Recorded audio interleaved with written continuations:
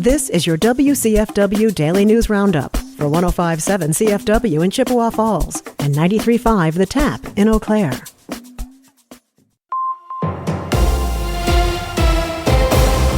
105.7 CFW News, I'm James Kelly. Eau Claire officials gathered at the newly opened Downtown Transfer Center on Wednesday to celebrate Transit Equity Day. Transit Equity Day is held on February 4th to honor the birthday of Rosa Parks, whose refusal to give up her seat on a bus to a white passenger in 1955 sparked the over-year-long Montgomery bus boycott, a crucial moment in the civil rights movement. Phil Swanhorst is the Eau Claire Transit Commission chairperson and a former Eau Claire bus driver, and shared his thoughts on the history of Transit Equity Day in Eau Claire. And this is the 10th year since I attended a conference in Washington, D.C. to create February 4th. Why February 4th? We wanted an activist that believed in equity in transportation, and who better than Rosa Parks, and her birthday is February 4th. So 10 years ago, we created that, and by we, it was unions, it was management, it was Ireland, it was South Africa, it was European countries. In its proclamation declaring February 4th as Transit Equity Day, the Eau Claire City Council highlighted the importance of public transit as an essential service for residents to access things like healthcare and employment, as well as its importance in addressing climate change. Swanhorst also shared his thoughts on what future progress could look like for public transit in Eau Claire. Continued applicable ADA compliance. Believe it or not, we build our buses, our transfer center, our accommodations are very ADA compliant. When we drop off at some schools, some healthcare facilities, some older churches, they are not ADA compatible. So the future would be to have our community be ADA. To honor Transit Equity Day, a local nonprofit, Jonah, covered all bus fares on Wednesday so residents could ride for free. Each bus also had a rose in the front seat to honor Rosa Parks. Senator Tammy Baldwin has announced over $5 million in federal funding for projects across western Wisconsin. According to a press release on Tuesday, the bipartisan government funding bill passed this week includes funding to expand access to affordable health care, connect residents with job training programs and employment opportunities, and create more affordable housing. Healthcare access and affordable housing have been especially difficult issues to address in western Wisconsin. A number of municipalities, ranging from the city of Eau Claire to St. Croix County, identified building more housing units as one of the most significant long-term needs facing their communities. 5 organizations will receive direct funding through the legislation, including the University of Wisconsin Stout to expand support for entrepreneurs, Gunderson La Crosse Medical Center to renovate a facility providing addiction services, the Pablo Center in Eau Claire for STEAM education, the Family and Children's Center of Wisconsin for a new mental health diagnostic center, and the Vernon Memorial Healthcare Foundation for a new clinic. After weeks of being offline due to funding issues, Wisconsin Eye officially started live streaming events at the state capitol again this week. Wisconsin Eye temporarily shut down in December after officials said they needed to raise $250,000 to resume operations for the first 3 months of 2026 and $1 million for the full year. State lawmakers have been working to address the funding issues at the nonprofit, with legislation pending that would provide Wisconsin Eye with some state funding in addition to its own fundraising efforts. The legislation would use $10 million from the state budget to establish a trust fund and build a permanent endowment for Wisconsin Eye. Assembly Minority Leader Greta Neubauer says the bill does not have an exact matching contribution requirement for the nonprofit, but it would be responsible for raising a few $100,000 each year to support the streaming service. In addition to resuming live streams this week, Wisconsin Eye also brought its extensive video archive covering years of state politics back online. The city of Eau Claire is seeking more poll workers with the spring election about 2 months away. Officials from the city clerk's office say they need around 500 to 600 poll workers for each election across the city's 20 voting sites. Residents interested in serving as a poll worker for the April 7th election can find more information on the city's election website and submit their application. If approved, candidates will also need to attend a training session. Poll workers will receive pay at $8.25 an hour for both the election and training sessions. The Eau Claire City County Health Department is sharing tips on protecting yourself from carbon monoxide poisoning after 2 people were hospitalized in Pleasant Valley. Everyone should have working carbon monoxide detectors on every level of their home and replace the batteries twice a year. If you park your car in a garage, you should always turn the engine off inside to prevent carbon monoxide from building to an unsafe level. Residents should also avoid using generators and gasoline or propane heaters inside and have their furnace or wood-burning stove inspected every year. The Wisconsin Department of Transportation is conducting a traffic study along the Highway 53 corridor between Eau Claire and Chippewa County. According to a Leader Telegram report, DOT officials say crash rates along the corridor are significantly higher than the statewide average for similar roads. They're hoping to identify the biggest safety and operational concerns on that stretch of highway and determine what alternative options are available to improve driver safety. DOT officials say these studies typically take around 3 years to complete.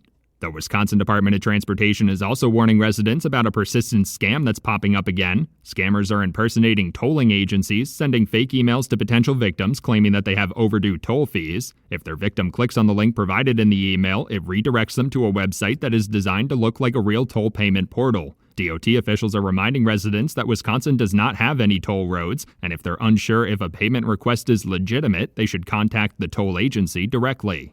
For 105.7 CFW News, I'm James Kelly. For Civic Media News, I'm Lisa Hale. The Wisconsin Department of Health Services is reminding residents to look out for changes in their SNAP or food share benefits over the coming weeks.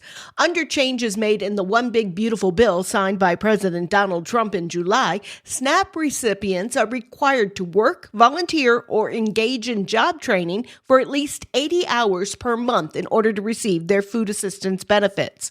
DHS officials say the new requirements will be implemented on a rolling basis. Parts of Wisconsin are being left hung out to dry by the Trump administration. Stuart J. Waddles has that story. Governor Tony Evers is criticizing the Trump administration for again denying federal disaster aid for 6 Wisconsin counties hit hard by storms and flooding last August.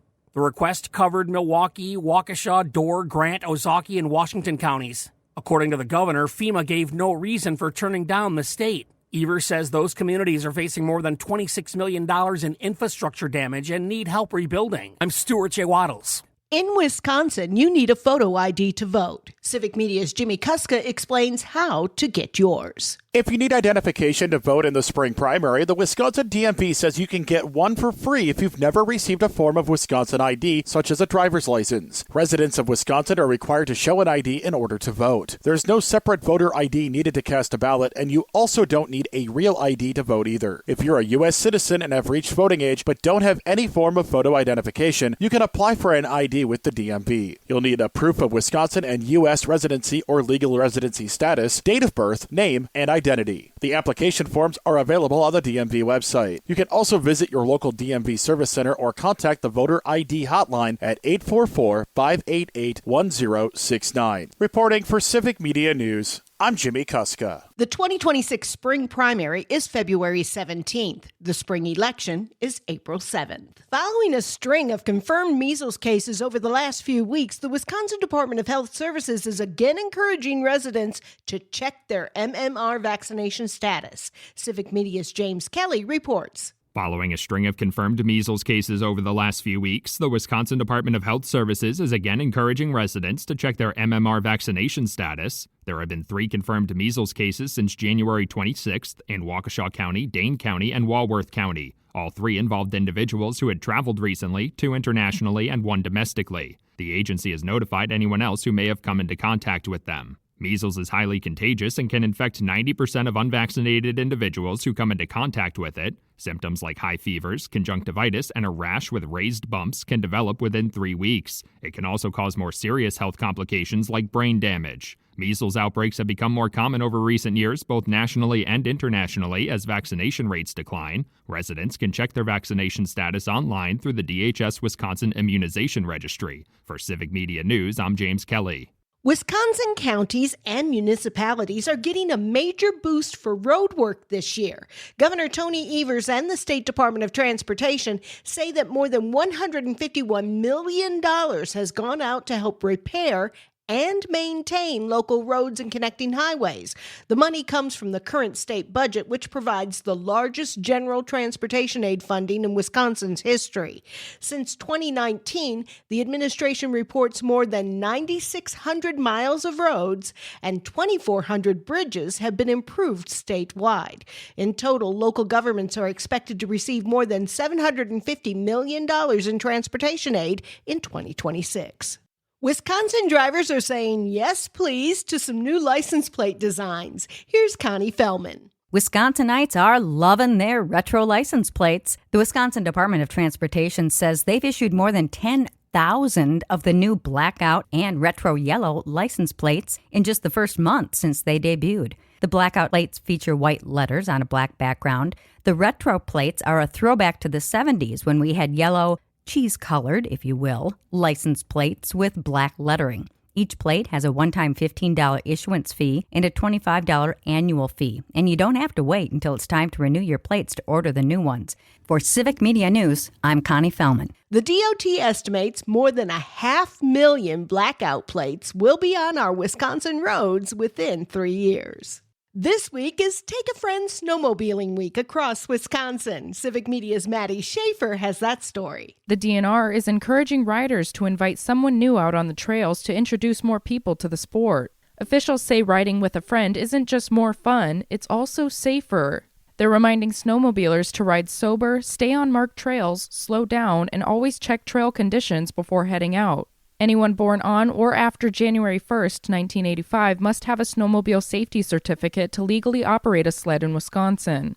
The DNR also stresses that ice is never completely safe and recommends wearing proper gear, including a life jacket or float coat when riding over frozen water. For Civic Media News, I'm Maddie Schaefer. More information on safety classes and trail updates can be found on the DNR snowmobiling webpage. For Civic Media News, I'm Lisa Hale. For news anytime, visit our website at civicmedia.us.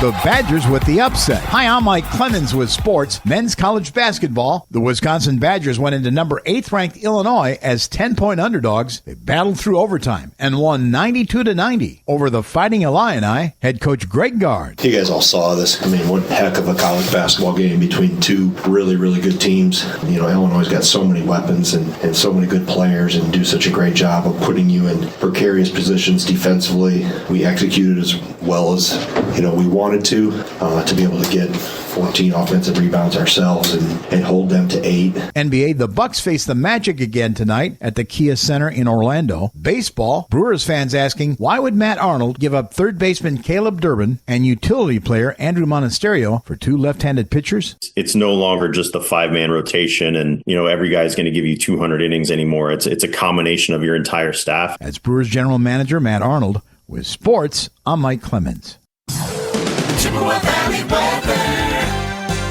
Sunny and a little warmer today. We'll get to around 34 for a high this afternoon. Tonight, partly to mostly cloudy. We're going to drop to 22 for an overnight low. Tomorrow, sunny and even warmer with a high right around 41, and temperatures are going to keep going up into the weekend. I'm meteorologist Sean Cable. Right now, it's 15. That's your WCFW and the TAP Daily News Roundup from Civic Media. Subscribe to this podcast on Spotify, Apple, or wherever you find your podcasts. Find more news at WCFW.FM or thetap.fm.